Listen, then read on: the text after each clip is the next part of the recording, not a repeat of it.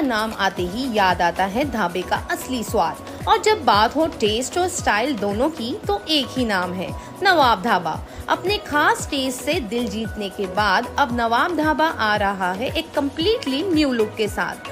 Same लाजवाब test, लेकिन अब ज्यादा स्टाइलिश, ज्यादा कंफर्टेबल और ज्यादा नवाबी अंदाज में। तो भिवंडी वालों, आइए नए लुक वाले नवाब ढाबे का हिस्सा बनिए और मजा लीजिए उस टेस्ट का जो हमेशा से इनकी पहचान रहा है। भिवंडी में ईद मिलादुन नबी के जुलूस के बाद 5 टन प्लास्टिक कचरा। भिवंडी में ईद मिलादुन नबी के जुलूस में 4 लाख लोग शामिल हुए। रास्ते में शरबत और खाने के फ्री स्टॉल्स लगे, लेकिन बाद में शहर की सड़कों पर 5 टन से ज्यादा प्लास्टिक कचरा जमा हो गया, जिससे प्लास्टिक बैन के बावजूद मनपा और कॉन्ट्रैक्टर्स की लापरवाही सामने आई। नागरिकों ने कहा कि भिवंडी प्लास्टिक माफिया का गढ़ बन गई है और एडमिनिस्ट्रेशन ने पहले से कोई प्लानिंग नहीं की। भिवंडी के काल्हेर से एक बड़ा बिजली चोरी का मामला सामने आया है, जिसमें शांति नगर पुलिस ने 2 लोगों के खिलाफ केस फाइल किया है। इन्वेस्टिगेशन में रिवील हुआ कि उन्होंने मीटर से छेड़छाड़ करके 6,308 यूनिट बिजली इलीगली इस्तेमाल की, जिससे टोरेंट पावर को लगभग 1,80,000 रुपए का नुकसान हुआ। टोरेंट पावर की इंस्पेक्शन टीम ने साइट विजिट करके इस चोरी का खुलासा किया और एफआईआर दर्ज की। फिलहाल इस मामले में किसी की गिरफ्तारी अमल में नहीं आई है।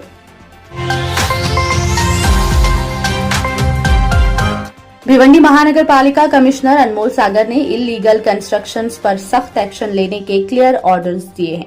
रिव्यू मीटिंग में उन्होंने ऑफिसर्स को करप्ट और केयरलेस बिहेवियर के लिए सीधा जवाबदेह ठहराया। कमिश्नर ने वार्निंग दी है कि हर असिस्टेंट कमिश्नर को महीने में मिनिमम 5 इलीगल बिल्डिंग्स तोड़नी होगी, वरना स्ट्रिक्ट एक्शन लिया जाएगा।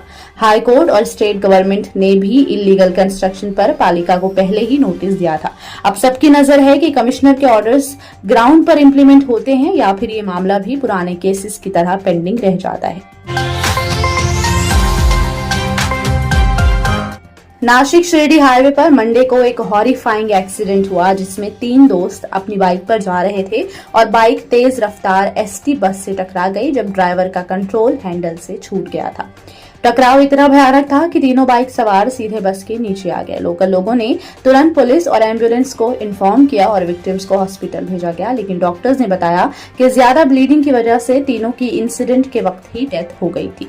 एक्सीडेंट के बाद हाईवे पर कुछ देर तक ट्रैफिक जाम भी रहा। मजीद तहकीकात जारी है।